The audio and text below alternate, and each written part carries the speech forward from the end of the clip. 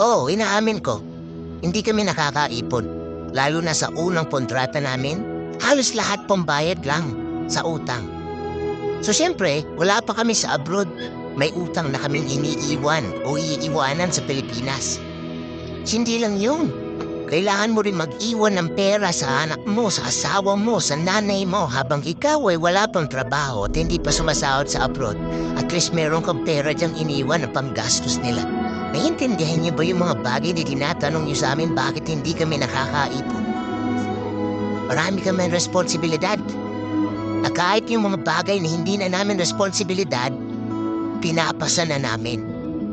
Oo, hindi kami nakakaipon. Pero kung gusto niyo makaipon ng mga Pilipino abroad, tulungan niyo kami.